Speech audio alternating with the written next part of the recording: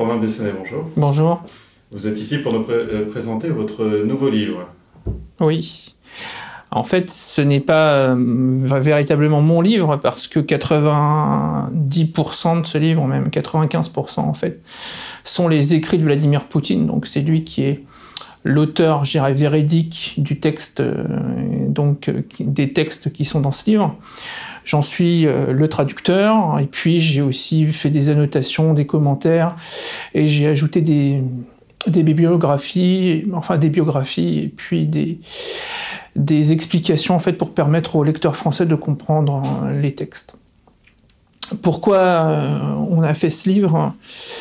Ce livre d'ailleurs n'est pas qu'un travail individuel, c'est aussi le travail de l'équipe du Cercle Aristote, étant donné que pas mal de camarades, dont Marianne que je salue, ont participé à la relecture de ce travail et m'ont permis de donner une copie, je crois, d'une qualité vraiment exceptionnelle.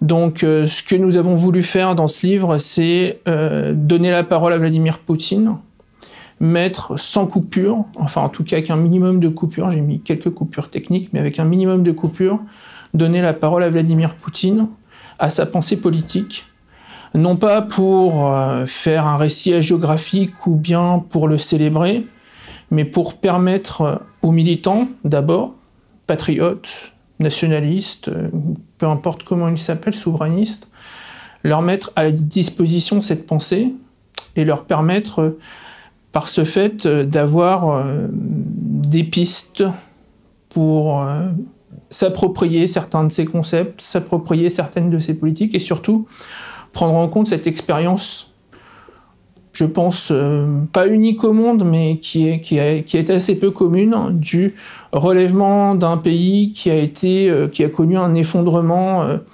sur tous les plans en 1991 lors de la chute de l'Union soviétique, c'est-à-dire ça a été un effondrement politique, spirituel, économique, social, une sorte de liquéfaction complète de la société, avec toute une génération qui a été complètement dans une atmosphère nihiliste, et puis avec des gens qui, pour moi, ont eu le courage exceptionnel de continuer malgré tout à essayer de faire vivre leur pays.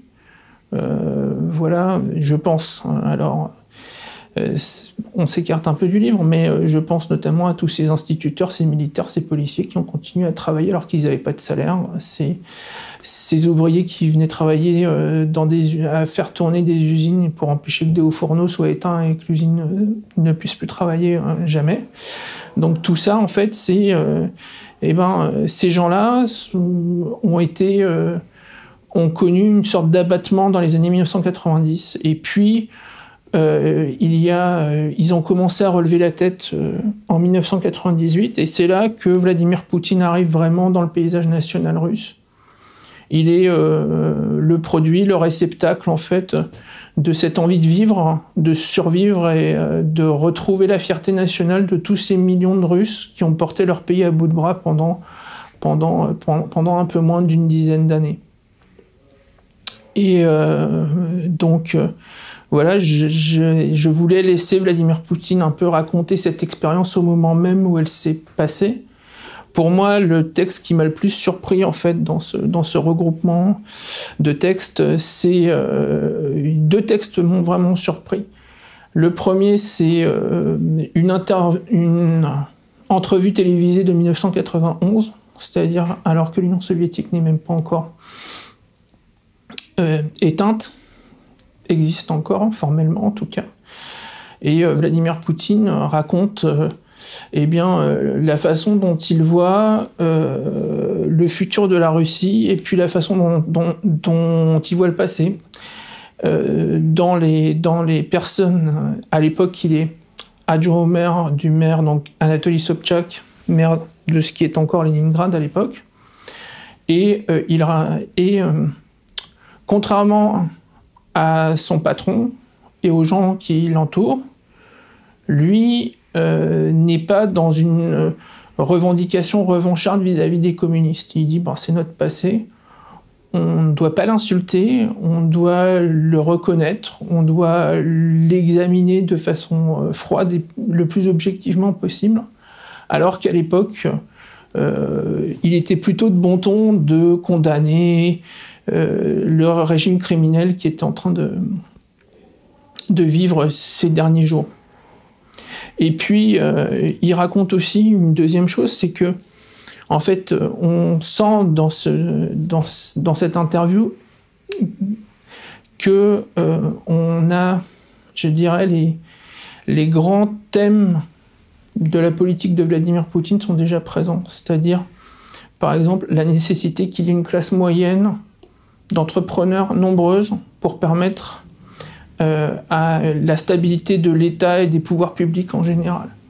La nécessité qu'il y a d'avoir une démocratie, non pas parce que la démocratie est un bien en soi, ou que c'est une religion, ou qu'il aurait la religion des droits de l'homme, mais parce que, lui-même le dit, c'est le seul moyen qu'on ait trouvé pour qu'un pouvoir n'abuse pas de ses prérogatives et n'étouffe pas la société.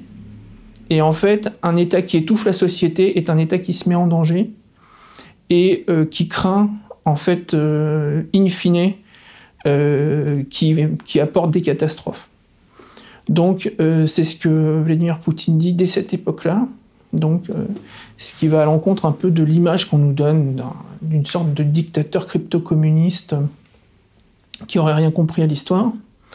Et puis enfin, le Vladimir Poutine de 1991 nous montre aussi que, pour lui,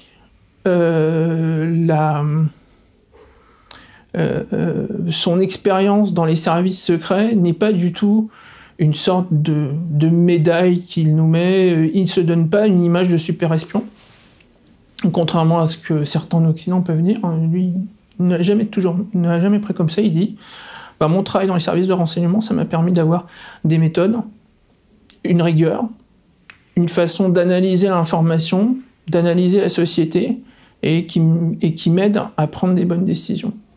Et je pense que ça, c'est très révélateur, en fait, du Poutine que nous connaissons encore actuellement. Et puis, un deuxième texte qui est pour moi vraiment significatif de cette époque. Donc, le livre traite de l'époque 1991-2000, jusqu'à la veille de la campagne électorale, qui amènera l'élection de Vladimir Poutine comme président russe. Dans ces textes, ce qu'on voit, c'est que...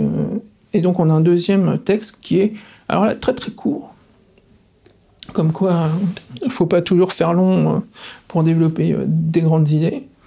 C'est le toast qu'il donne à Botlir. Botlir, c'est un petit village, un chef-lieu de district dans le Daghestan, qui a été attaqué par des terroristes venus de Tchétchénie en août 1999. Et en fait, le pouvoir fédéral de Moscou avait prévu qu'il y ait une attaque, mais en fait, ils avaient mis les troupes à un autre endroit. Et la population, en fait, a dû, avec les quelques policiers locaux, repousser les terroristes, armés de son courage, de quelques fusils de chasse et puis de quelques armes un peu improvisées. Et Vladimir Poutine, au mépris du danger, parce que en fait, la piste d'hélicoptère sur laquelle il va se poser a été bombardée par les terroristes quelques jours auparavant, je crois 5 ou 6 jours auparavant, qui avaient abattu 2 hélicoptères à cet endroit-là. Et Vladimir Poutine arrive dans une visite un peu improvisée, étant donné qu'il avait le protocole prévoyait qu'il reste dans la capitale du Daghestan, à Makhachkala. Et Vladimir Poutine arrive et il fait un discours qui, pour moi, est la souveraineté vraiment concentrée en quelques phrases. Il dit, nous sommes ici au Daghestan et selon les traditions, nous allons lever un verre de vodka pour ceux qui sont morts, ceux qui sont blessés. Et les gens commencent à se lever, ils leur disent non, rasseyez-vous. Ce verre, nous allons le boire, mais pas maintenant. Nous le boirons quand nous aurons vaincu les gens que nous avons décidé de combattre. Et une fois que ce travail sera fait et qu'on aura retrouvé la souveraineté sur notre pays, dans ces cas-là, on pourra effectivement honorer ceux qui sont tombés. Et je pense que ça, c'est un discours très fort qui résume en quelques lignes ce que c'est qu'être souverain. Être souverain, c'est ne pas se faire dicter les événements par les autres. C'est au contraire prendre les moyens, les mettre ensemble et renverser la situation pour rétablir la maîtrise de son destin. Et ça, je pense que c'est le maître mot de l'action politique de Vladimir Poutine. On peut le critiquer sur la politique économique. Moi, je suis pas sans critique.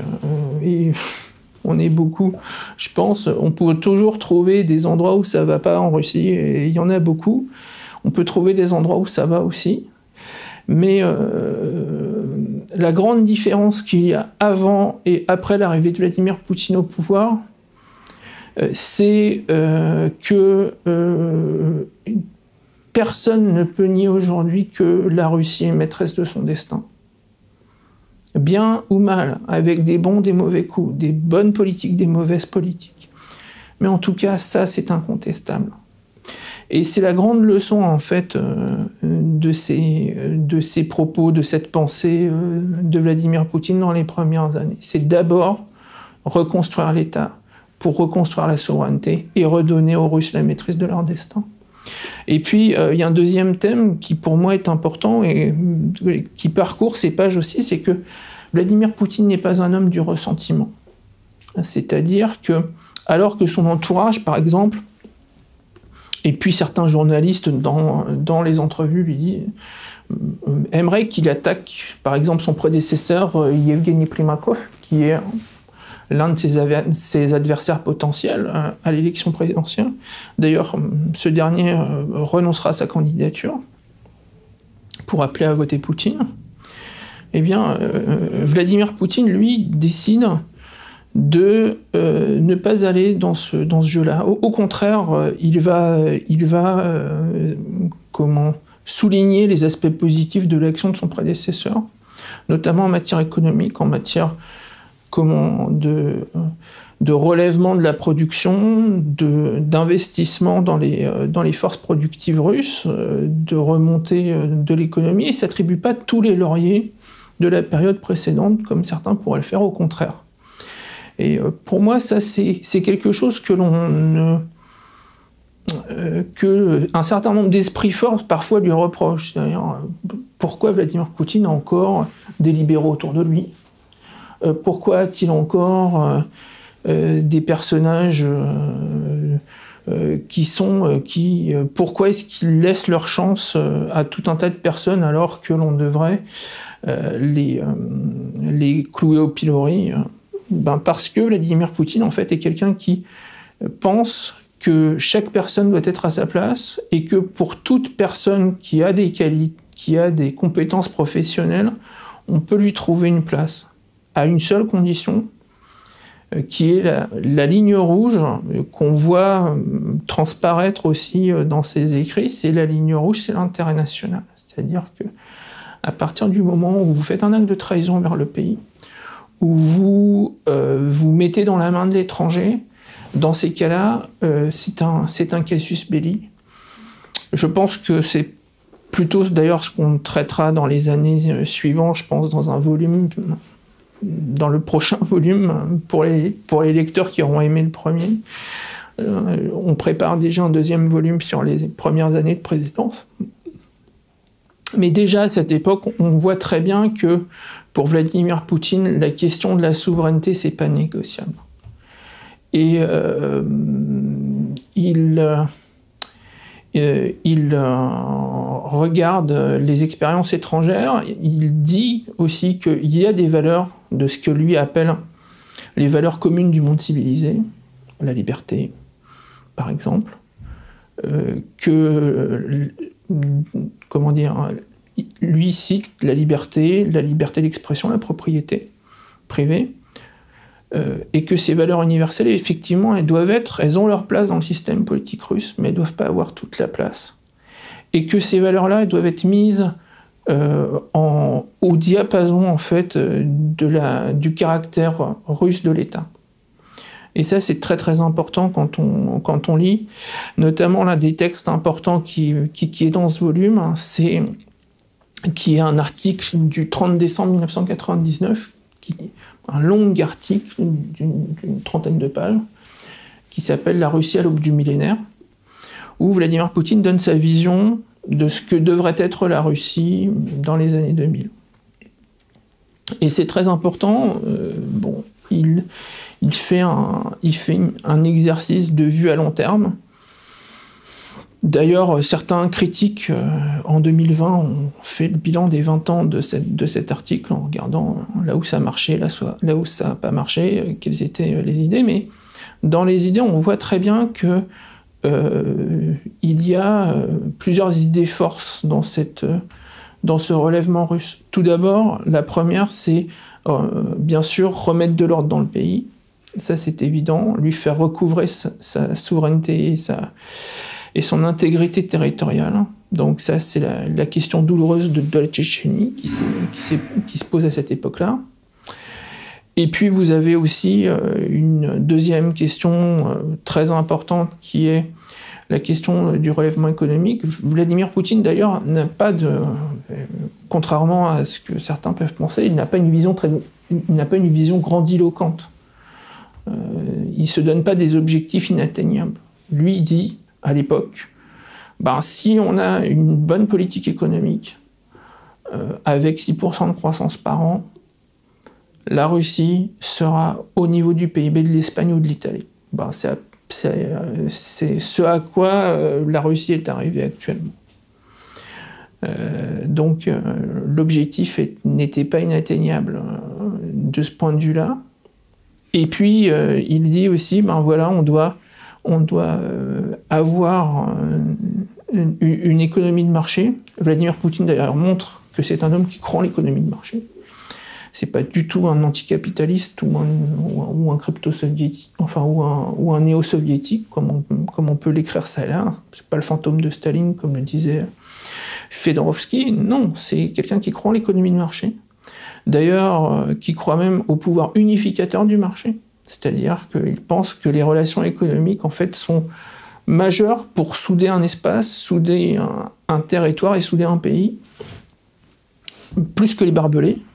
Il le dit dès 1991. Et pour lui, il faut une économie de marché civilisée, c'est-à-dire civilisée avec un État qui garantit les règles, qui soit impartial. Et pour être un État impartial, il faut qu'il soit débarrassé de l'influence de structures criminelles qui gangrènent l'État russe à cette époque. Sur ce constat-là, d'ailleurs, de la pénétration de l'État russe par la criminalité, on a des constats sans concession de Vladimir Poutine, directeur du FSB. On a, là, pour le coup, ces deux textes qui sont inédits en français. Je n'en ai trouvé nulle part dans aucun livre qui traitait de Vladimir Poutine auparavant. Donc, ce sont deux auditions de Vladimir Poutine, une devant la Douma, c'est-à-dire la chambre basse du Parlement russe, une devant le Conseil de la Fédération, donc la chambre haute, les représentants des régions russes, si on peut dire. Et Vladimir Poutine dit, la situation d'infiltration de l'État par les organisations criminelles est très grave. C'est pas quelqu'un qui met la poussière sous le tapis. Et il donne notamment un chiffre issu des rapports du FSB qui dit que 40% du PIB russe est d'origine criminelle, ce qui est un chiffre complètement affolant. Quand dans un pays comme l'Italie, par exemple, on est plutôt dans les 10 à 15%. Donc là, on a un vrai constat sans concession par Vladimir Poutine, donc de l'état de son pays. Et donc, pour lui, le marché a besoin de règles, il a besoin d'un État pour les faire fonctionner, il a besoin d'un État impartial qui ne soit pas contrôlé par des structures d'affaires et par, bien sûr, le crime organisé. Et donc, c'est à ce grand nettoyage qu'appelle Vladimir Poutine, donc dans ces années-là. Et puis, c'est aussi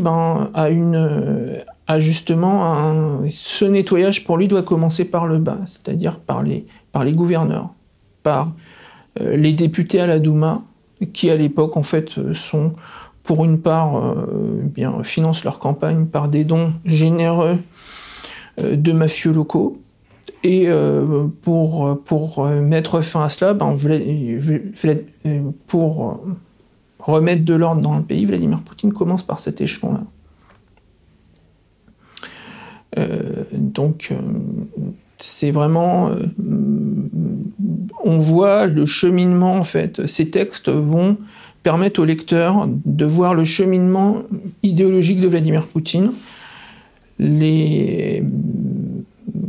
comment on peut dire, les correctifs qu'il donne à sa politique, les avancées, les pas de côté, peut-être parfois quelques reculs, mais en tout cas, on voit aussi qu'il y a des constantes. Et c'est très important de les remarquer. Et surtout, ça nous donne, à nous autres patriotes, nationalistes, souverainistes, eh bien, ça nous donne une expérience sur la façon dont on peut faire renaître une souveraineté que l'on croyait perdue, de la façon dont on peut penser le réarmement spirituel, intellectuel d'un pays. Et d'ailleurs, pour Vladimir Poutine, quand on regarde les articles, les interviews qu'il donne à cette époque, c'est très frappant. Il utilise ces deux maîtres mots, ce sont fierté, fierté et dignité nationale. Pour lui, ce sont deux mots qui sont indissociables. Il n'y a pas de souveraineté sans fierté nationale, il n'y a pas de fierté nationale sans dignité nationale. C'est-à-dire, un peuple misérable ne peut pas être fier, et un peuple qui n'est pas fier ne peut pas être souverain. Et donc, c'est ce logiciel-là que Vladimir Poutine va développer dans son action politique, dans ses textes, dans ses interventions. Et je pense que pour moi, c'est la plus grande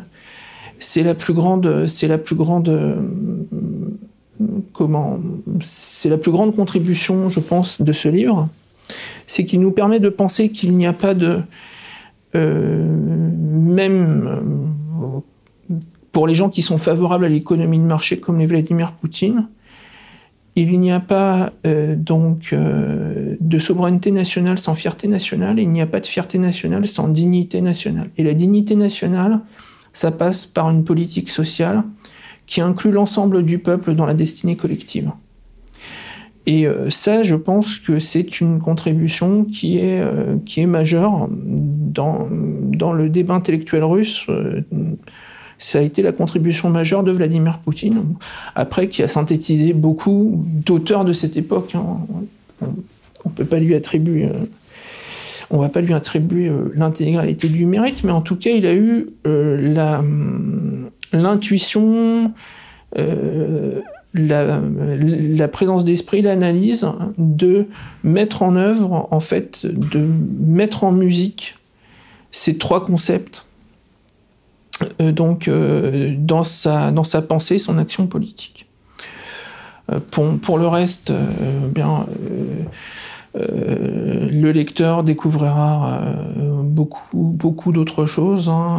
Ceux qui ne sont pas familiers avec la Russie de cette époque découvriront l'état dans lequel le pays était arrivé à cette époque-là.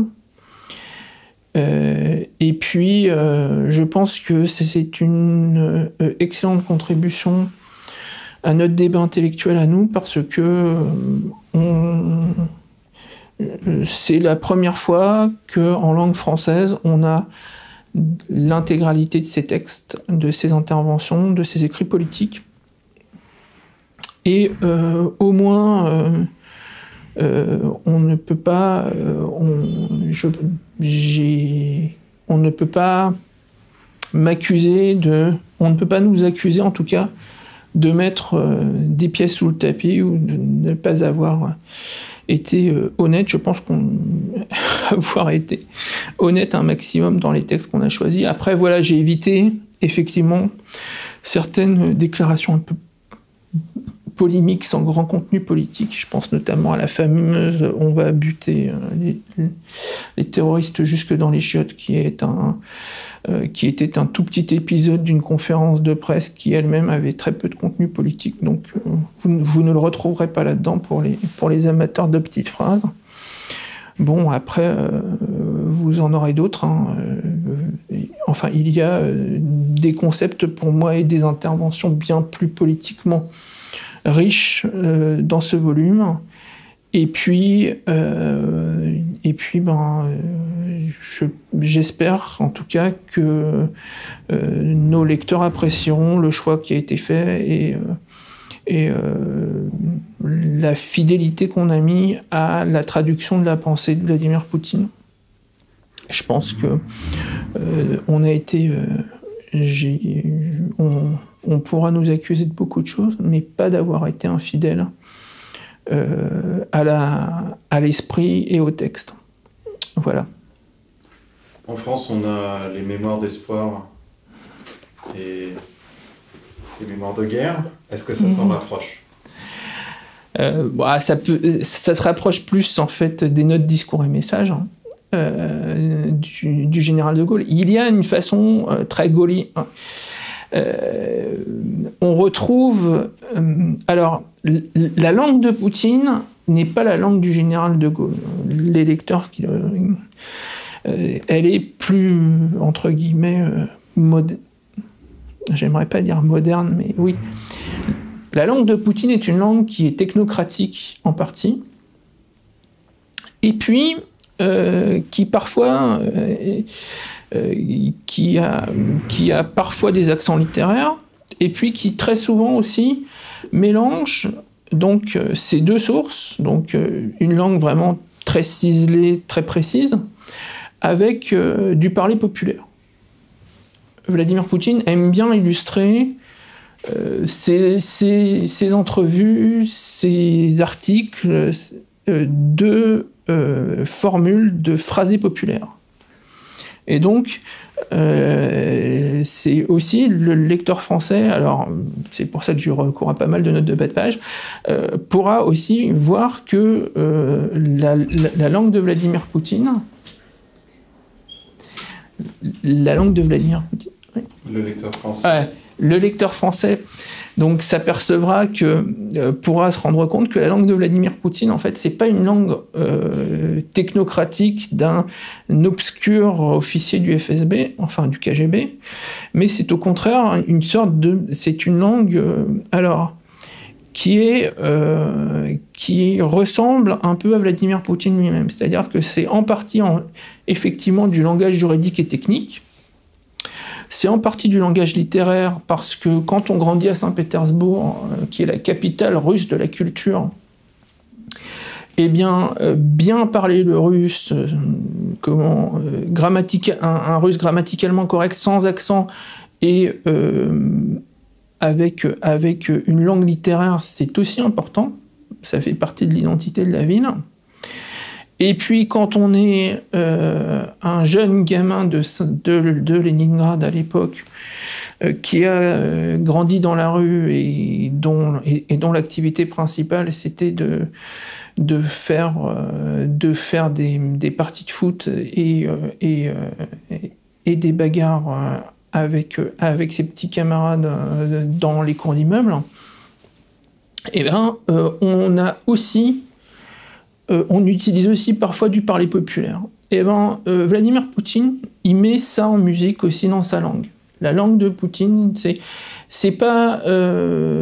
n'est pas la langue de Boris Eltsine, qui qui manipulait une sorte de langue de kolkhozien de l'Oural, enfin une langue de kolkhozien ou plutôt d'ouvrier de l'Oural. C'est pas Gorbatchev qui avait une langue un peu empoulée, mais qui en même temps se trompait dans les accents toniques, ce qui faisait rire un peu tout le monde. Voilà, ce n'est pas une langue qui devenait à la fin compréhensible de Léonid Brejnev empoulée dans la doxa communiste. Vous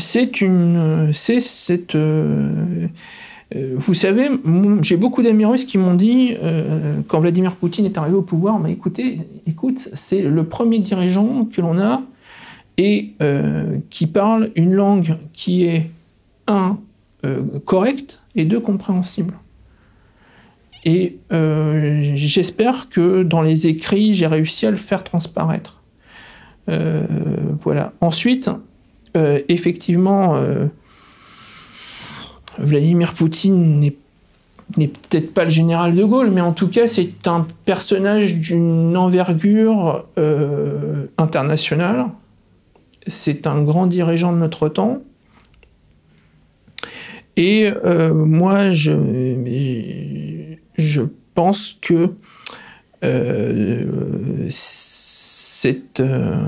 ces textes, en tout cas, permettront aux lecteurs français de regarder quel a été... de comparer ce qu'ils voient actuellement et puis la pensée de Vladimir Poutine à son arrivée au pouvoir, et de voir que sur les grands mouvements, il n'y a pas grand-chose qui a changé. Vous savez, Pierre Mendès France disait tout le temps, il y a deux types d'hommes politiques.